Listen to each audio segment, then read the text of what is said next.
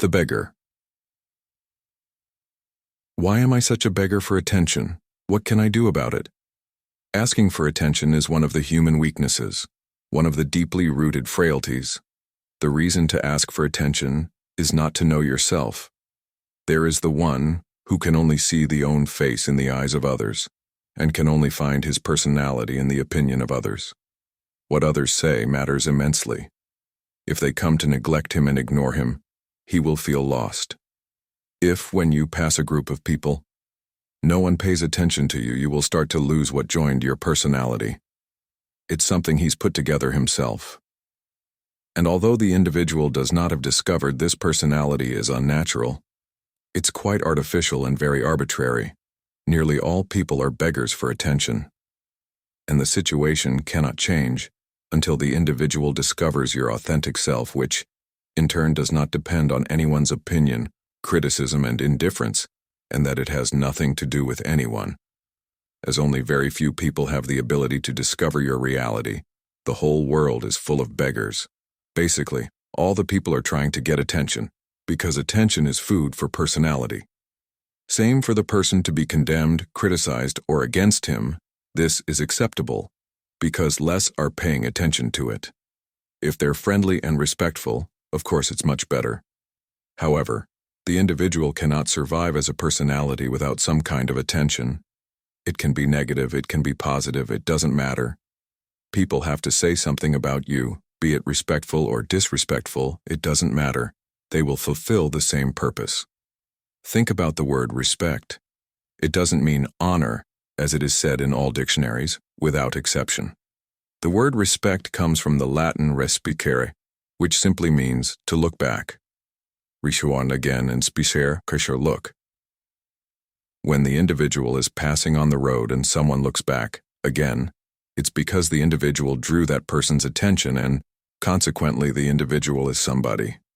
The fact that the term respect gives the idea that one is someone special can lead someone to do anything stupid just to get attention. At all ages, people try in 1,001 ways to attract attention. And are not at all ages people try in 1,001 ways to attract attention, and are not necessarily rational forms. For example, look at punks from the West, what they really intend when they cut their hair in that weird way and then dye it with different psychedelic colors. What they want. They are beggars. You shouldn't be angry with them, because that's what they want. Your parents shouldn't criticize you because that's what they want. They cannot survive without people paying attention to them. In the past, people have done all kinds of things you can't believe. They remained naked. What was the need for Mahavira or Diogenes to be naked? Not any more natural for man to be naked in all seasons of the year. He lost this ability a long time ago. All animals are naked, but they have a natural immunity. When it's winter, hairs grow. When the hot summer comes in, their hairs fall out. Nature has given them protection. The same protection was available to man as well. But since man is intelligent, might improve nature. Man has found ways to cover the body according to the seasons. Your body has lost its natural hair growth. Now to get naked. Suddenly the body did not have the capacity to create the protection mechanism. Although I consider Mahavira or Diogenes to be unique individuals, I think they were a little uncertain about their uniqueness. They fulfilled this suspicion, this missing gap. Getting naked because you can't help but pay attention to a naked person in a world where everyone are wearing clothes. The naked person is distant. It can't be helped. It's almost irresistible to look at her and ask, "What's the matter?" But your nudity has become something spiritual. People began to have respect exactly because they were naked. Now nudity is not a quality and any qualification or any creativity. After all animals, all birds, all the trees are bare. There are still Jaina monks in India, no more than 20, used to exist to thousands, but now finding those very stupid people is a little difficult. Like every monk Jaina who dies, there is no other to replace. Their number continues to fall. Only 20 people across India still remain naked, and I've seen many of them. These people do not show any signs of intelligence, show no quality of silence, show no joy. Your faces are sad, bored, sleepy. They are suffering, torturing themselves, for the simple reason This captures people's attention. Anything is possible for man, no matter how stupid, if he can bring attention to it. In Russia, before the revolution, there was a Christian sect that used to cut off the genitals in public on a given day each year, and had thousands of followers. The qualification for being spiritual was for people to cut off their genitals. When the one day, the followers would gather in a churchyard, cut off their genitals, and stack them, and thousands of people came to see this stupidity. Women were not far behind and of course had a certain difficulty because they don't have their genitals hanging out to cut, since the woman's genitals are inward. Then they started cutting the breasts, because they were prepared to be left behind. Although the event was somewhat confused and bloody, people touched the feet of the mutilated followers and worshipped them, and what the followers did was simply an ugly act against nature and against themselves. How important is it for a man to fast? Mahatma Gandhi used this strategy for a lifetime. Nothing more than getting the attention of the entire nation. And if I were to fast until death, would get the attention of the whole world immediately. Otherwise, there is no spirituality in fasting. Millions die of hunger. Millions will starve. No one will pay them tribute or show them respect. Because their hunger is inevitable, are not starving because they volunteered, but because they don't have food, because they are poor passing hunger. But Mahatma Gandhi had everything at his disposal, even though he lived like a poor man. One of his close followers, a very intelligent woman, Sarojini Naidu, has a recorded statement stating that to maintain Mahatma Gandhi's poverty, they had to spend treasures on it. It wasn't simple poverty, it was a managed show. Gandhi not I drank buffalo milk because it was rich in vitamin A and other vitamins. I didn't drink the milk from cow because this one was also rich, and poor people couldn't afford it. Could only take goat's milk because this is the cheapest animal, and poor people can buy it. But what is surprising is that his goat was washed twice a day with Lux soap. The food of the goat consisted of the richest nutritional capacity any rich man could have. Envy. It's a rather insane world. The goat was given the cow's milk to drink. Chestnuts of cashews, apples, and other nutritious fruits were the only food for the goat. That is, it was not living off the grass. His daily food cost 10 rupees a day, and those 10 rupees a day back then, they were enough for a man to live for an entire month. In addition, Gandhi traveled third class. It's natural that he was attracting attention. One important man traveling third class. But no one saw that the third compartment class, which could carry at least 60 people, was carrying only a single man, which turned out to be much more expensive than the air-conditioned compartment. But drew attention. He started to wear clothes like the farmers in India, who were 80% of the people who live in the country. The fact that he wears farmers' clothes, with his upper body bare and just the bottom wrapped with a small piece of fabric, made poor people came to have enormous respect for him and started calling him the Mahatma, the great soul. I have, however, carefully examined your life as deeply as possible, and I found no great soul, not even a little soul. I found only pure politics in the name of religion. As he knew perfectly well that in India only religion is impressive, he made devotional songs every day, morning and evening, but it was all to attract attention. Attention provides man with food for the ego. Politicians can pretend to be religious if religion is attractive. The need for attention. Politicians can pretend to be religious if religion is attractive.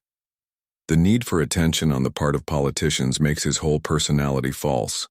It depends on how many people are following them. It depends on the number of people who are paying attention to them. It's about a policy of numbers. The Catholic Pope is against birth control and abortion, not because it is merciful. He says this is absolute cruelty and violence. Not because he has a position life-affirming. After all, the whole Catholic attitude is one of denial of life. It is against life. So why this insistence that there should be no birth control and abortion? Because this is the only way to increase the number of Catholics.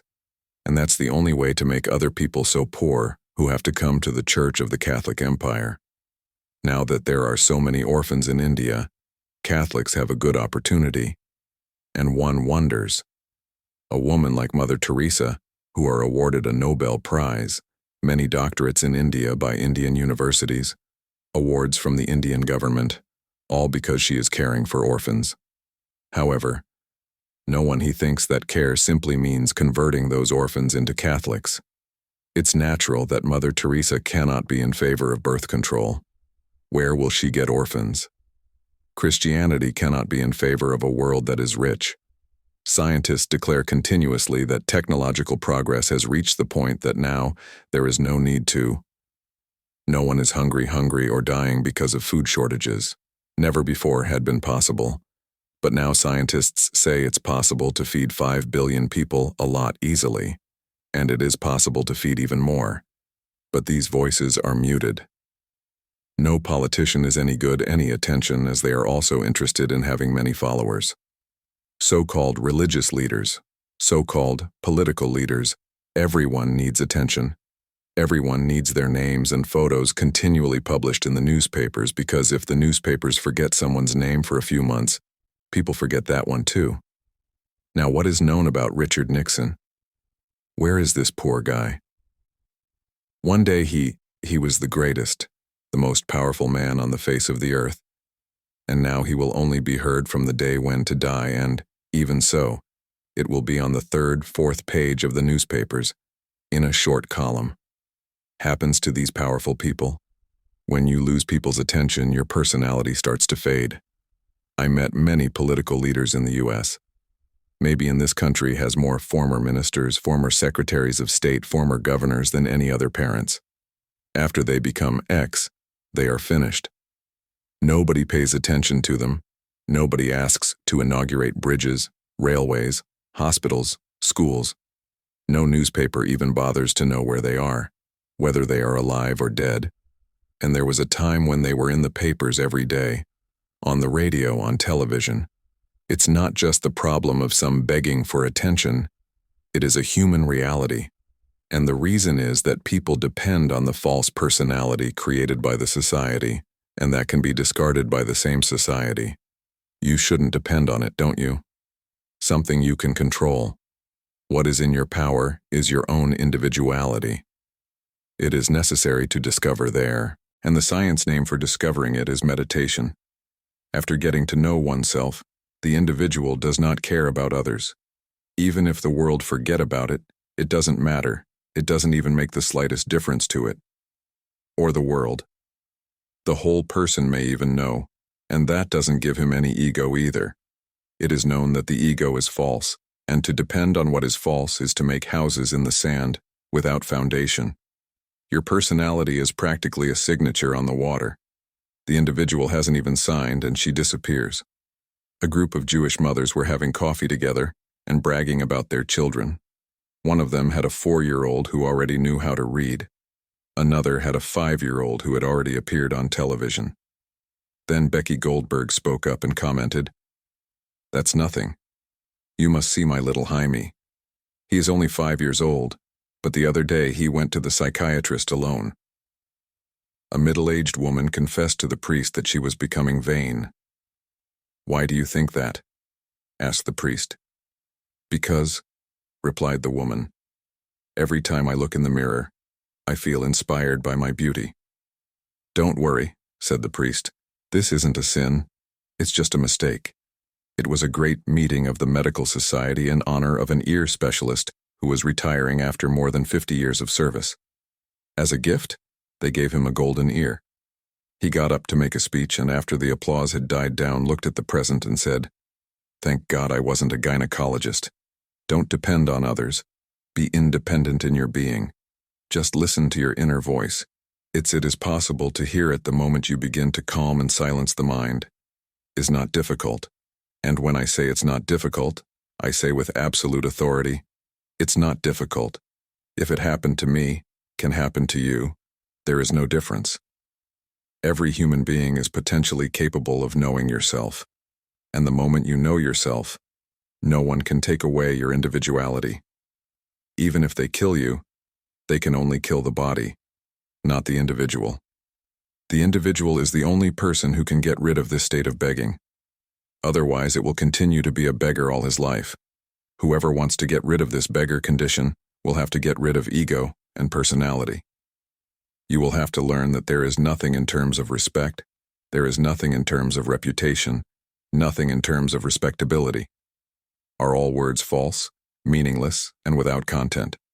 Reality belongs to man, but if he doesn't discover it, he will have to depend on others. Man is emperor, but he must figure this out for himself. And this discovery is not difficult. Your kingdom is within him. Just learn to close your eyes and look inside. Also, I need a little discipline, a little learning to avoid focusing on the world exterior continuously and turning inward at least once or twice a day, always to find time. Gradually, you begin to become aware of being eternal. Then the idea of attention simply disappears. And the miracle is this: the day you don't need the attention from anyone, people will begin to feel your charism, because charisma is the radiance of your individuality. People start to feel that you are someone special, unique even though you are not. They can identify where their uniqueness is, that is, what attracts them like a magnet. People who discover themselves find thousands of people attracted to them, although they don't ask for it.